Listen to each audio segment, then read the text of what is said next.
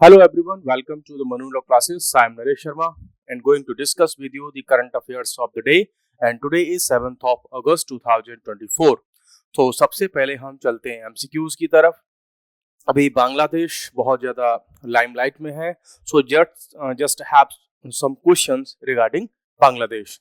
सो पहला क्वेश्चन है what is the capital of Bangladesh. तो बेसिक सा क्वेश्चन है, ढाका इसकी कैपिटल है और टका यहाँ की करेंसी है। Next is which Indian state shares the longest border with Bangladesh? So of course West Bengal, India का जो एक प्रोविंस है वो बांग्लादेश के साथ में सबसे लंबी जो बाउंड्री है उसको शेयर करता है। Another important point for you is that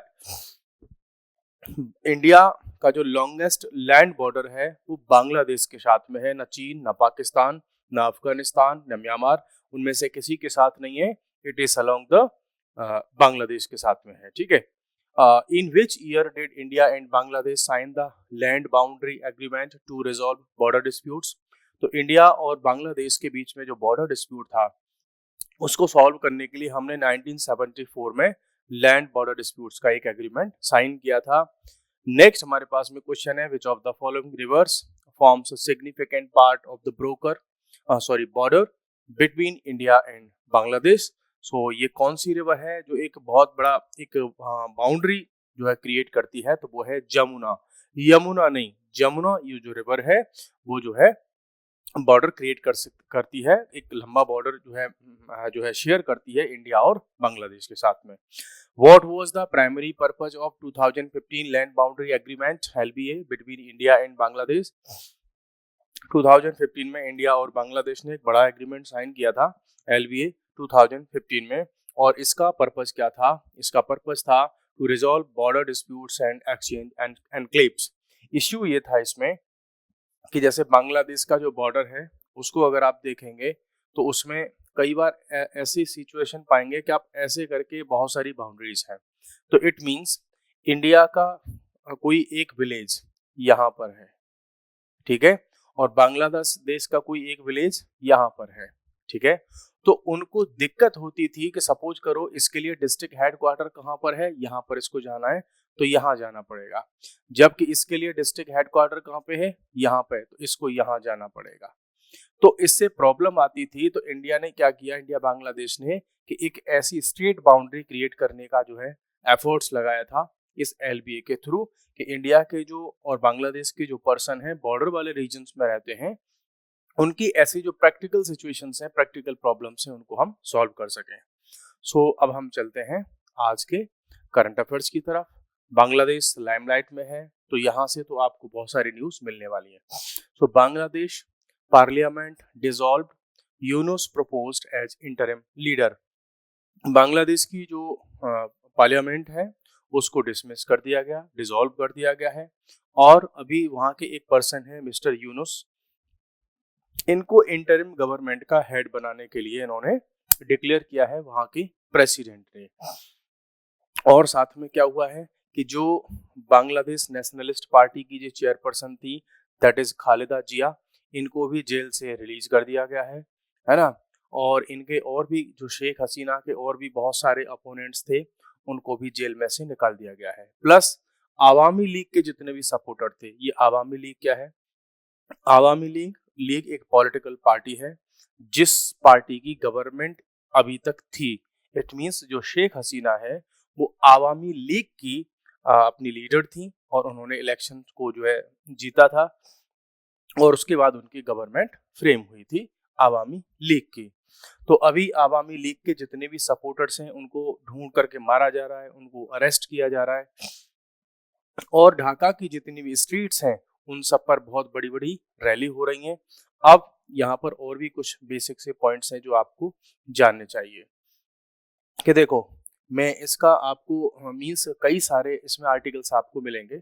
एक पॉइंट ये भी है कि जो शेख हसीना है वो चाहती है पॉलिटिकल असाइलम, कि किसी कंट्री में उनको शरण मिल जाए और वहां जा करके वो रह सकें, सिक्योर फील कर सकें, अपने एक नॉर्मल लाइफ को जी सकें।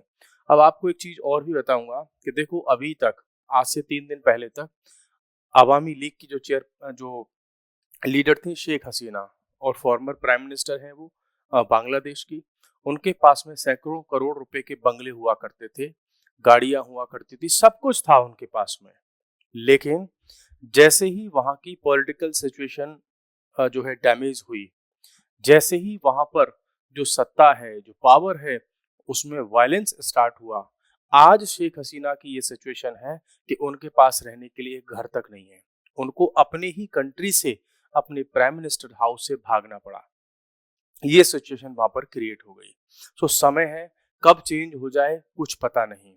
ठीक है, अब इसमें क्या है कि जो इनकी जितनी भी आर्म फोर्सेस हैं, उनके चेयर जो चीफ हैं, उनके साथ में मीटिंग हुई है वहाँ के प्रेसिडेंट की, और सिविल सोसाइटी ऑर्गेनाइजेशन के भी अगर लीडर्स हैं, उनके साथ में भी इनकी मीटिंग्स हुई हैं कि हम किसको गवर्नमेंट में लेकर के आए। तो यूनुस जो पर्सन है, यूनुस खान, उनके नाम पर अभी जो है इन्होंने जो है इनका कंसेंट हुआ है कि हम इनके जो है लीडरशिप में गवर्नमेंट बनाएंगे।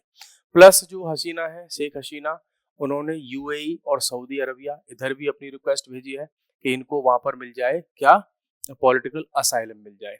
अभी इन्होंने यूके से डिमांड की थी, तो यूके ने तो इनको मना कर दिया। देखो टाइम देखो, अभी कुछ ही टाइम हुआ है, कुछ ही मंथ्स हुए हैं मैं कहूँ तो। उस समय ब्रिटेन की जो महारानी है विक्टोरिया, उन्होंने शेख हसीना को अपने ही पैलेस में स्टेट डिनर ऑर्गेनाइज किया था। और आज वही यूके इनको रहने के लिए एक जगह तक नहीं दे सकता, इनको अपना एंट्री भी देने से मना कर रहा है। तो समय की बात है। मींस इनके पास जब पावर थी, जब ये पीएम थी बांग्लादेश की, तब इनके लिए सब कुछ था, सारे कंट्रीज के दरवाजे खुले थे। आज जब ये पावर में नहीं रही, तो इनकी से कोई पूछने को तैयार नहीं है। अब इन्होंने डिमांड की है United states of America, UK, Finland, और बाद में तो फिर इनके पास में अगर कुछ बचेगा तो वो इंडिया ही बचेगा।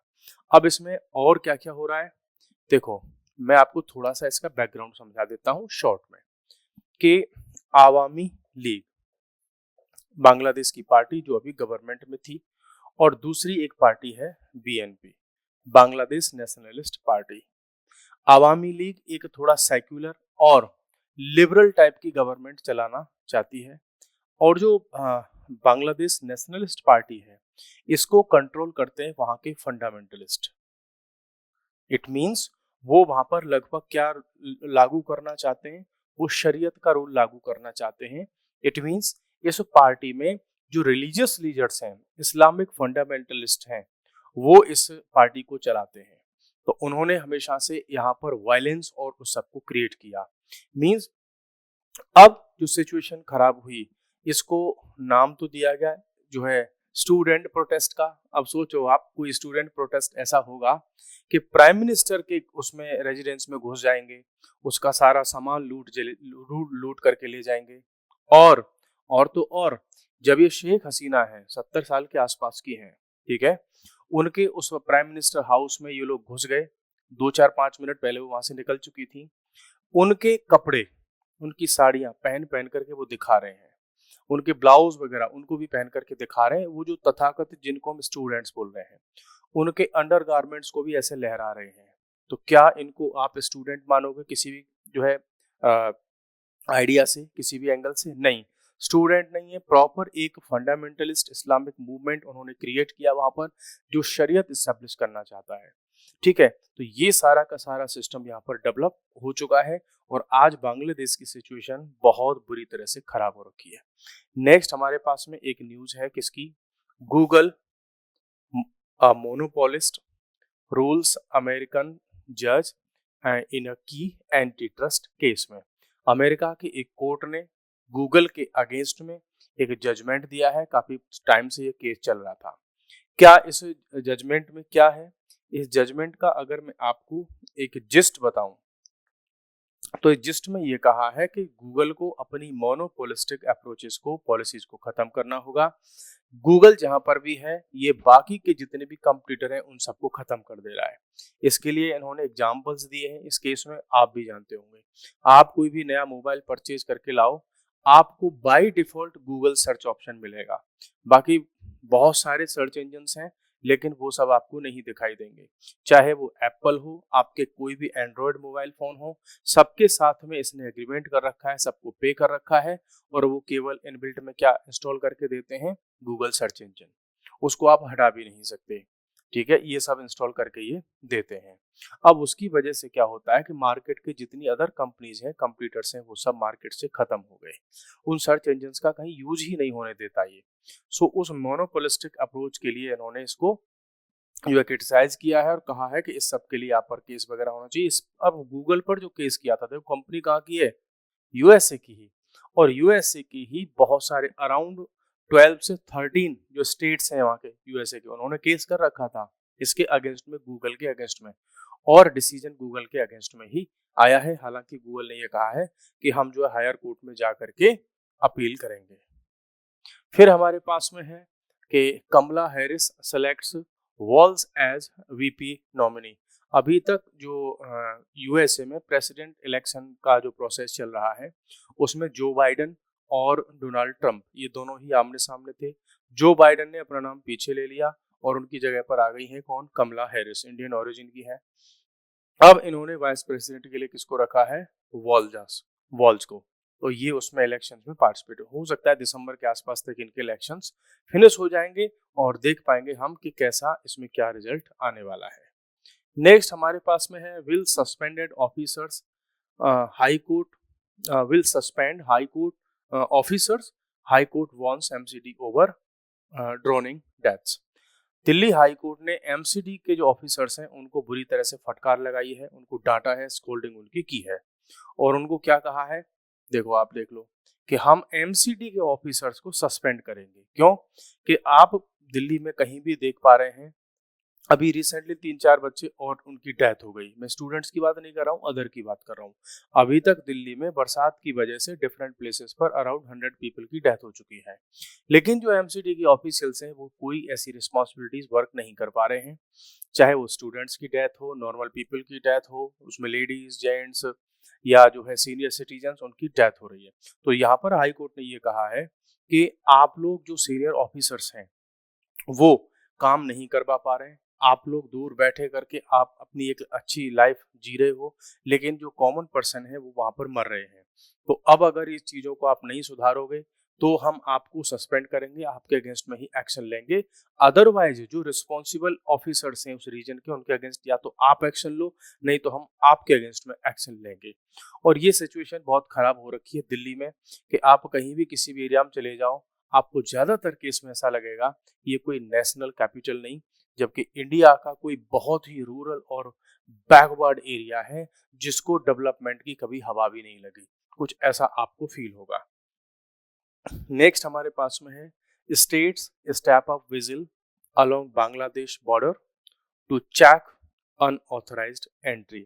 जब जब इंडिया के बॉर्डर एरियाज में वायलेंस हुआ है या वर्ल्ड में कहीं भी वायलेंस होता है, तो उसके नेबरिंग कंट्रीज होते हैं, लोग उधर की तरफ में जाए मूवमेंट करते हैं, माइग्रेट करते हैं। तो जितने भी बांग्लादेश से टच करने वाले इंडिया के जो स्टेट्स हैं, उन सब ने अपनी सिक्योरिटी को बहुत ही हाई कर दिया है, जिससे कि ऐसा ना हो कि जैसे 1971 में हुआ था कि बांग्लादेश से करोड़ों की संख्या में रिफ्यूजी इंडिया आ गए थे और उस प्रॉब्लम को हम आज तक झेल रहे हैं। तो उन्होंने इस पूरे के पूरे एरिया में सिक्योरिटी को बीफ अप किया है, बहुत जो है हाई सिक्योरिटी की है उन एरियाज में जो भी स्टेट्स बांग्लादेश से टच करते हैं। नेक्स्ट हमारे पास है Bangladesh iron lady falls from grace. जिस शेख हसीना को बांग्लादेश की आयरन लेडी कहा जाता था, अब उसको अपने ही देश से जो है भागना पड़ा, जान बचा करके वहां से उनको भागना पड़ा है। बाकी इन्होंने बहुत सारा वर्क किया था इकोनॉमी वगैरह उन सब के लिए, ठीक है। नेक्स्ट हमारे पास में opposition offers full backing to government in facing Bangladesh challenge. अभी इंडिया के सामने बांग्लादेश में जो हुआ है वो इंडिया के लिए बड़ा चैलेंज है, क्योंकि इंडिया की जो सिक्योरिटी है वो बांग्लादेश वाले रीजन में बहुत ज्यादा इंपॉर्टेंट हो जाती है। देखो चिंता इंडिया को होगी, बिल्कुल होगी, पक्का होगी, होनी भी चाहिए, टेंशन होनी चाहिए और इसको सीरियसली लिया जाना चाहिए। बिकॉज बांग्लादेश में जो हुआ है उसमें आप अमेरिका, पाकिस्तान और चाइना तीनों का ही बहुत बड़ा इसमें रोल है। जो अपोजिशन पार्टी है, ठीक है, जिसकी जो लीडर है खालिदा जिया, जिन्होंने इसकी गवर्नमेंट को गिरवाने में बड़ा रोल प्ले किया है, उसके पीछे काम करता है पाकिस्तान की आईएसआई जो एजेंसी है। वो चाहती है कि वहां पर एंटी इंडिया गवर्नमेंट बने और एक छोटी सी बात आपको बताऊं कि बांग्लादेश का ही एक पोर्ट था जिसको यूएसए रेंट पर चाहता था, तो शेख हसीना ने उसको रेंट पर नहीं दिया बिकॉज इंडिया के कंसर्न की वजह से। अब उस सब के लिए यूएसए ने क्या किया कि उस शेख हसीना को हटाने के लिए ही पूरा प्रोपेगेंडा प्रिपेयर किया और ऐसी पीएम वहां पर बनाना चाहते हैं जो वो यूएसए के पसंद के काम कर सके। सो ये बहुत सारी चीजें इसमें इन्वॉल्व होती हैं। इंडिया के जो अपोजिशन है गवर्नमेंट में, अपोजिशन है जैसे कि कांग्रेस हो गई या अदर पार्टी जो हो गई, उन्होंने ये कहा है कि हम इंडिया गवर्नमेंट के साथ में है, अगर इसमें कोई भी कैसी भी हेल्प की रिक्वायरमेंट है तो हम इसमें साथ में रहेंगे, लेकिन समय समय पर आने पर ये लोग पॉलिटिक्स में पीछे नहीं हटते। नेक्स्ट हमारे पास में है military to military cooperation in question as political crisis continues in Bangladesh. तो अभी जो बांग्लादेश में पॉलिटिकल क्राइसिस हो चुका है, देखो जब दो कंट्रीज के बीच में रिलेशंस होते हैं वो ऑफिशियल होते हैं, ठीक। तो अभी जब बांग्लादेश में कोई गवर्नमेंट नहीं है प्रॉपर, तो गवर्नमेंट टू गवर्नमेंट रिलेशन किसके साथ में स्टैब्लिश किया जाए। देखो जो ऑफिसर्स इस समय बांग्लादेश में रहे होंगे, जिनके साथ में इंडियन गवर्नमेंट के ऑफिसर्स का टाई अप होगा, जिनके साथ में अच्छे रिलेशंस होंगे, कॉन्टैक्ट नंबर्स होंगे या ऑफिस के नंबर्स होंगे, बिकॉज बांग्लादेश के जो पीएम है उनके ऑफिस में क्या हुआ है, उनके ऑफिस में ये सिचुएशन बनी कि सब कुछ तोड़ फोड़ दिया गया, तो कैसे हम उनकी मिलिट्री के साथ, उनके ऑफिसर्स के साथ में हम कांटेक्ट रखें। तो अभी ये हमारे लिए एक बड़ा क्वेश्चन है कि कैसे हम उनके साथ में कॉन्टैक्ट्स को रखेंगे और चीजें स्मूथली हमारी रन करेंगी। Trade with Bangladesh remains suspended, BSF on high alert on border. तो बांग्लादेश और इंडिया के बीच में जितना भी ट्रेड है अभी उसको ऑफ कर दिया गया है और ये सस्पेंडेड रहेगा। वहां पर बीएसएफ को भी अलर्ट कर दिया गया है, तो जितने भी ट्रक्स व्हीकल्स वगैरह का मूवमेंट है सबको स्टॉप कर दिया गया है। अब इसका बड़ा इम्पैक्ट होगा उन लोगों पर जिनका इंडिया और बांग्लादेश के बीच में ट्रेड चलता होगा, जिनके गुड्स और सर्विसेज के मूवमेंट होते होंगे। प्लस इसमें कुछ फायदा इंडिया को भी होगा, कैसे कि जो टेक्सटाइल का बिजनेस है, वर्ल्ड में जो टेक्सटाइल की सप्लाई होती है उसमें बांग्लादेश भी बड़ा जो है एक्सपोर्टर है, लेकिन अब बांग्लादेश से वो माल नहीं पहुंचेगा अदर कंट्रीज को, तो वो ऑर्डर्स कहाँ आएंगे, वो इंडिया की तरफ आएंगे, तो इंडिया का टेक्सटाइल का ट्रेड यहाँ से इंक्रीज होगा। फिर से हमारे पास में है कि rights groups warn of attacks on minorities in Bangladesh. अब देखो क्योंकि जो जिन लोगों ने बांग्लादेश में मूवमेंट चलाया वो इस्लामिक फंडामेंटलिज्म, इस्लामिक रेवोल्यूशन, या मैं कहूँ उनको वो एक जिहादी टाइप का सिस्टम वहाँ पे डेवलप करना चाहते हैं, जो इस समय जिन्होंने बांग्लादेश के प्राइम मिनिस्टर हाउस वगैरह में सब में घुस करके तोड़ फोड़ की और पीएम को जान बचाकर भागना पड़ा, वहाँ के चीफ जस्टिस थे उन पर अटैक कर दिया, कोर्ट्स पर अटैक कर दिया, सारा सामान छीन करके ले गए, ठीक है। अब उसके बदले में अटैक किस पर हो रहे हैं, वहाँ के जितने भी नॉन मुस्लिम लोग हैं, उनकी ऑर्गेनाइजेशंस हैं, उनकी शॉप्स हैं, उनके मंदिर हैं, या उनका जो भी कोई ऑर्गेनाइजेशन है उस पर अराउंड 100 ऐसे प्लेसेस हैं जिन पर अटैक किया गया है। बहुत सारे लोगों को जो इस्लाम को नहीं मानते उन सबको वहां पर मार दिया गया है, उनका जो है उनकी मास लेवल पर उनकी किलिंग की गई है। सो ये एक पैटर्न आपको पूरे वर्ल्ड में देखने को मिलता है कि जब भी वायलेंस होता है और आप कट्टरवाद को, फंडामेंटलिज्म को आप जो है बढ़ाओगे, तो उसके बदले में जब भी वायलेंस इंक्रीज होगा तो जो कम्युनिटी के बीच का जो प्रेम है, जो टॉलरेंस है, वो सब खत्म होकर के आपस में कम्युनिटीज ही लड़ने लग जाती हैं। वैसा ही सिस्टम जैसा आज बांग्लादेश में हो रहा है, वैसा ही म्यांमार में हुआ था, वैसा ही अफगानिस्तान में हुआ था, वैसा ही पाकिस्तान में हुआ था। इट मीन्स जहां पर भी आप कट्टरवाद को अपीज करोगे, उसको इंक्रीज करोगे, बढ़ाओगे, तो वहां पर जो पॉलिटिकल सिचुएशंस है वो ऐसी ही हो जाएंगी। अब आप खुद से सोचिए कि एक ऐसी भीड़ जो अपने आप को स्टूडेंट कह रही है, वो प्राइम मिनिस्टर के ऑफिस में घुस गए, वो सारा का सारा सामान उनका लूट लिया और उनके साथ में किस तरीके का भद्दापन, ऑब्सीनिटी को उन्होंने शो किया। भाई वो जो जिनको हम स्टूडेंट्स बोल रहे हैं, 20-25 साल के जो भी हैं, और कहाँ 70 साल की जो महिला है वहाँ की पीएम रही है, उनके लेकर के, उनके कपड़ों को, उनकी क्लोथिंग, ड्रेसेस को लेकर के उन्होंने कैसा कैसा प्रदर्शन किया है, उससे आप आइडिया लगा सकते हैं कि जो उनकी माँ की उम्र की है उनके लिए वो ऐसा अपना व्यवहार शो कर रहे हैं, बिहेवियर शो कर रहे हैं। तो अगर वो गलती से वहां उनको रह जाती तो उनके साथ में क्या बदतमीजी उन्होंने की होती। सो मैं यहाँ पर ये कहना चाहूंगा कि बांग्लादेश की जो सिचुएशन है, इंडिया ही नहीं पूरे बांग्लादेश की उस पॉपुलेशन, उस वहाँ की सोसाइटी, पूरे वर्ल्ड की सोसाइटी के लिए एक चैलेंज है, एक प्रॉब्लम है कि कैसे ऐसी सिचुएशंस को वर्ल्ड में पॉलिटिक्स से जीता जाए, उसको हम सॉल्व करें। बिकॉज सोसाइटी की जो थिंकिंग है, अगर वो आपने टोटली वायलेंट कर दी, तो एक समय अगर उस सोसाइटी की थॉट को ही आपने ऐसा कर दिया कि कभी भी आप सपोज करो कि इंडिया की जो फोर्सेस हैं, पुलिस ऑफिसर्स हैं, गवर्नमेंट के ऑफिसर्स हैं, उनकी एक ऐसी सोच कर दी जाए कि वो कभी भी रिवॉल्यूशन कर दें और इन जो अपने देश के ही प्रधानमंत्री या बड़े बड़े जो पदों पर बैठे हुए हैं, कॉन्स्टिट्यूशनल पोस्ट पर बैठे हैं, उन्हीं को मारने पर उतारू हो जाए, पुलिस अपना काम बंद करके वायलेंस करना स्टार्ट कर दे, लोग सड़कों पर उतर आए, तो क्या सिचुएशन होगी ऐसे कंट्री की। तो वो सब लेकर के अभी बांग्लादेश पर बहुत सारे फिर जो है आर्टिकल्स भी आएंगे, एडिटोरियल, उनको भी हम डिस्कस करेंगे। सो आज के लिए इतना ही सफिशिएंट है। नेक्स्ट सेशन में फिर मिलते हैं, तब तक के लिए बाय बाय, टेक केयर।